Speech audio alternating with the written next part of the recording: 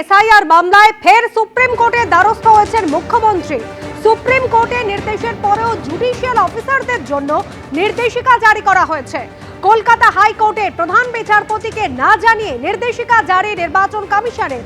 কোন নথি গ্রহণ করতে হবে আর কোনটা গ্রহণ করতে হবে না সেই সংক্রান্ত নির্দেশ দিচ্ছে কমিশন, এমনই দাবি করেছেন আইনজীবী কপিল সিব্বল।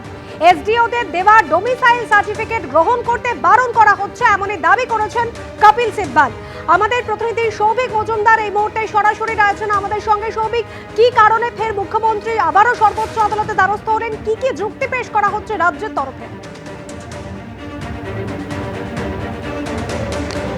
দেখো, আইনজীবী কপিল সিব্বলের বক্তব্য হচ্ছে যে কলকাতা হাইকোর্টের ওপর এই এসআইআর প্রক্রিয়াকে সুষ্ঠুভাবে পরিচালনা করার সমস্ত দায়িত্ব সুপ্রিম কোর্টের তরফ থেকে দেওয়া হয়েছিল এবং সুপ্রিম কোর্টের বক্তব্য ছিল যে পশ্চিমবঙ্গের ক্ষেত্রে এই এসআইআর প্রক্রিয়া কিভাবে সংগঠিত হবে আগামী দিনে সেইটা কলকাতা হাইকোর্টের মাননীয় প্রধান বিচারপতি খতিয়ে দেখবেন।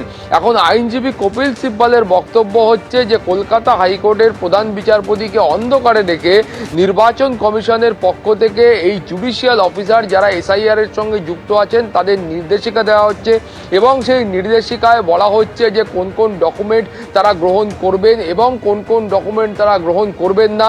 এবং এই নির্দেশিকার পরে বলা হচ্ছে যে এই যারা জুডিশিয়াল অফিসার রয়েছেন এদের প্রত্যেককে একটি প্রশিক্ষণের মধ্যে অংশগ্রহণ করতে হবে। ফলে এই ধরনের যে একাধিক নির্দেশিকা দেওয়া হচ্ছে সেই সম্পর্কে কলকাতা হাইকোর্টের প্রধান বিচারপতিকে অবগত করা হচ্ছে না এবং প্রধান বিচারপতিকে কার্যত অন্ধকারে রেখে এই নতুন নতুন নির্দেশিকা কমিশনের পক্ষ থেকে দেওয়া হচ্ছে। এবং কপিল সিব্বলের বক্তব্য হচ্ছে যে ইতিমধ্যে এই জুডিশিয়াল অফিসারদের এটাও বলা হয়েছে যে এসডিওদের তরফ থেকে যে ডোমিসাইল সার্টিফিকেট দেওয়া হচ্ছে সেগুলিও যেন গ্রহণ করা না হয় সেই মর্মে নির্দেশিকা দেওয়া হচ্ছে। এখন সুপ্রিম কোর্টের বক্তব্য হচ্ছে যে প্রতি মুহূর্তে এই ধরনের অভিযোগ নিয়ে আসলে সেইটা অত্যন্ত অসুবিধার হয়ে দাঁড়ায় এই গোটা প্রক্রিয়াটাকে পরিচালনা করার ক্ষেত্রে। সুপ্রিম কোর্টের দ্বিতীয় বক্তব্য হচ্ছে এই যে প্রশিক্ষণের কথা বলা হচ্ছে এই প্রশিক্ষণ জুডিশিয়াল অফিসারদের নির্বাচন কমিশন ছাড়া আর কেই বা দিতে পারে সেই প্রশ্নও সুপ্রিম কোর্টের তরফ থেকে দেওয়া করা হয়েছে। সুপ্রিম কোর্টের তরফ থেকে এটাও বলা হচ্ছে যে ইতিমধ্যে সুপ্রিম কোর্টের তরফ থেকে যে নির্দেশিকা দেওয়া হয়েছে বা যে গাইডলাইন দেওয়া হয়েছে এবং তার পাশাপাশি নির্বাচন কমিশনের তরফ থেকে যে গাইডলাইনগুলো দেওয়া হয়েছে সেখানে স্পষ্টত উল্লেখ রয়েছে কোন কোন ডকুমেন্ট তারা গ্রহণ করছেন এবং কোন কোন ডকুমেন্ট তারা গ্রহণ করছেন না। ফলে এর মধ্যে যে জুডিশিয়াল অফিসাররা যুক্ত থাকবেন পশ্চিমবঙ্গের ক্ষেত্রে সেই জুডিশিয়াল অফিসারদের এই নির্দেশিকা এবং গাইডলাইন সম্পর্কে সম্পূর্ণভাবে তাদের জ্ঞান রয়েছে। ফলে তারা অবগত এবং তারা যথেষ্ট দক্ষ এই পরিস্থিতি সামলাবার জন্য। তারা জানেন যে কোন কোন ডকুমেন্ট তাদেরকে গ্রহণ করতে হবে এবং কোন কোন ডকুমেন্ট তাদের গ্রহণ করতে হবে না। ফলে এই পর্যায়ে এসে বারবার এই সুপ্রিম কোর্টের কাছে তারা যদি অভিযোগ নিয়ে দ্বারস্থ হন সেই বিষয়টা সুপ্রিম কোর্টের কাছে অত্যন্ত অসুবিধার হয়ে দাঁড়ায়। এই মতটাই কিন্তু আজকে সুপ্রিম কোর্টের তরফ থেকে প্রকাশ করা হয়েছে। ফলে সুপ্রিম কোর্টের তরফ থেকে যেটা বলা হয়েছে যে সুপ্রিম কোর্ট ইতিমধ্যে যা যা নির্দেশ দিয়েছে সেই নির্দেশ যথেষ্ট স্পষ্ট নির্দেশ। সুপ্রিম কোর্টের কোনো নির্দেশে কোথাও গিয়ে কোনো অস্পষ্টতা নেই। সুপ্রিম কোর্টের বক্তব্য হচ্ছে বিভিন্ন ক্ষেত্রে সুপ্রিম কোর্ট তার ক্ল্যারিফিকেশন দিয়েছে, কোথাও কোনো অসুবিধা থাকলে সেই অসুবিধা সম্পর্কে অবগত করা হয়েছে। এবং তুমি জানো যে শেষ দিন যখন এই মামলা সুপ্রিম কোর্টের শুনানি হয় সেই সময় অ্যাডমিট কার্ড নিয়ে অর্থাৎ পশ্চিমবঙ্গে এই এসআইআর প্রক্রিয়ায় মাধ্যমিকের অ্যাডমিট কার্ডের গ্রহণযোগ্যতা নিয়ে একটা প্রশ্ন উঠেছিল। সুপ্রিম কোর্ট সেই অংশ ক্ল্যারিফাই করে বলেছেন যে অ্যাডমিট কার্ড এবং তার যে শংসাপত্র বা সার্টিফিকেট রয়েছে এই দুটো একসঙ্গে দিতে হবে এবং এই দুটো একসঙ্গে দেওয়ার কারণ হলো পশ্চিমবঙ্গের ক্ষেত্রে অ্যাডমিট কার্ড এবং সার্টিফিকেট বা শংসাপত্রে জন্ম তারিখ অর্থাৎ ডেট অফ বার্থ এবং তার পাশাপাশি পরিবারের অর্থাৎ অভিভাবকের যে তথ্য আছে সেগুলো এখানে উল্লেখ করা থাকে। ফলে সেইগুলো ভেরিফিকেশন করার জন্য ভেরিফাই করার জন্য এই দুটো ডকুমেন্ট গ্রহণ করতে হবে। ফলে সুপ্রিম কোর্টের যেটা বক্তব্য যে এই ধরনের একাধিক ক্ল্যারিফিকেশন এবং নির্দেশ স্পষ্টভাবে দর্থহীন ভাষায় সুপ্রিম কোর্ট দিয়েছে। ফলে এখানে অস্পষ্টতার কোনো জায়গা নেই এবং পশ্চিমবঙ্গের বহু জুডিশিয়াল অফিসার তাদেরকে এই মুহূর্তে তাদের কর্মক্ষেত্র অর্থাৎ মূল যে কর্মক্ষেত্র বিচার বিভাগ থেকে তুলে নিয়ে তাদেরকে এই এসআইআর যে প্রশাসনিক কাজ সেই প্রশাসনিক কাজ করাতে হচ্ছে। ফলে এই অবস্থায় যারা জুডিশিয়াল অফিসার রয়েছেন তারা জানেন যে তাদেরকে কোন কাজ করতে হবে, কোন ডকুমেন্ট গ্রহণ করতে হবে, কোন ডকুমেন্ট গ্রহণ করতে হবে না, এবং এই গোটা প্রক্রিয়াটা কিভাবে পরিচালনা করতে হবে সেই সম্পর্কে জুডিশিয়াল অফিসারদের জ্ঞান রয়েছে। ফলে তাদেরকে নতুন করে কোনো নির্দেশিকা দেওয়ার প্রয়োজন আছে বলে সুপ্রিম কোর্ট মনে করছে না। ফলে সেই কারণেই কিন্তু আপাততভাবে সরকারের তরফ থেকে এবং মুখ্যমন্ত্রীর তরফ থেকে যে আবেদনগুলো করা হয়েছিল আজকে সুপ্রিম কোর্টে বা যে দৃষ্টি আকর্ষণ করা হয়েছিল তার প্রেক্ষিতে কোনো রকম গুরুত্ব আজকে অন্ততপক্ষে সুপ্রিম কোর্টের তরফ থেকে দেওয়া হয়নি। একেবারে সৌভিক, তুমি আমাদের সঙ্গে থাকো। একেবারে সর্বোচ্চ আদালত কিন্তু স্পষ্ট জানাচ্ছে যে তাদের নির্দেশ খুব স্পষ্ট, বিচারকরা জানেন যে তাদের কি করতে হবে। বিচারপতি, মাননীয় বিচারপতি এই প্রশ্নও তুলেছেন যে কমিশন যদি প্রশিক্ষণ না দেয় তাহলে কে দেবেন। অন্যদিকে কপিল সিব্বাল রাজ্যের আইনজীবী, তিনি বলছেন যে জুডিশিয়াল অফিসারদের প্রশিক্ষণ দিচ্ছে কমিশন।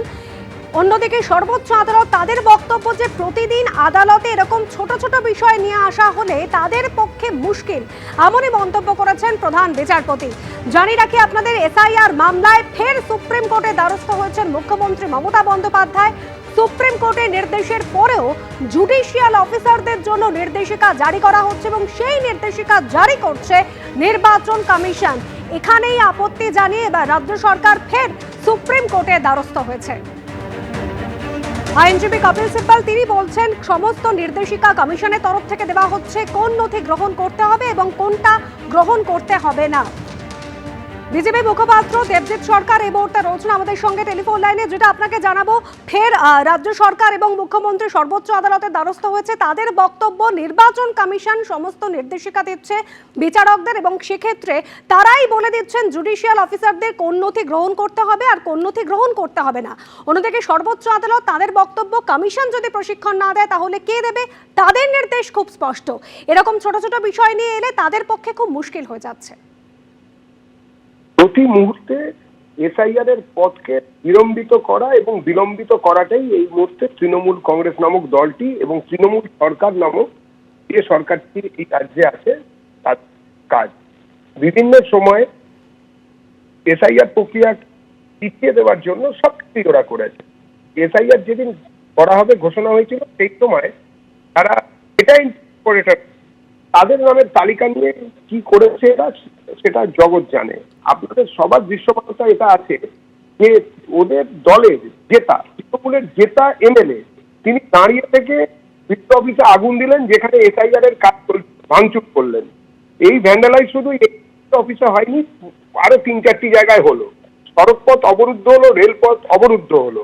সারা ভারতে আরো 11টি রাজ্যে এসআইআর প্রক্রিয়া চলছে। বিজেপি বিরোধী সরকার 2টি রাজ্যে আছে, তামিলনাড়ু, কেরল। সেখানে এরকম ধরনের দুর্ঘটনার কথা, নজিরবিহীন ঘটনা কেউ কোনোদিন দেখেনি।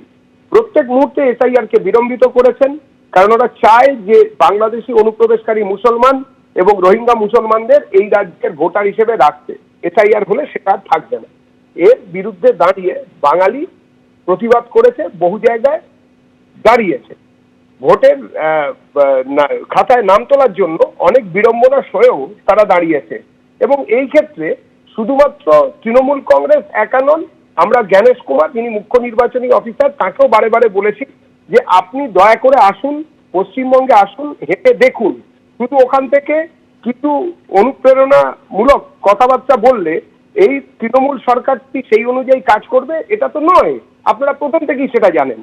এইরকম পরিস্থিতিতে আবারও সুপ্রিম কোর্টের দ্বারস্থ হওয়া এবং যা শুনছি আপনাদের মুখে তাতে তো গায়ে থাপ্পড় দিয়ে নামিয়ে দিল কোর্ট থেকে যে এসব চলতে পারে না। যেটা বলছেন সেটা সশৈব মিথ্যা। এবিপি আনন্দ, এগিয়ে থাকে, এগিয়ে রাখে।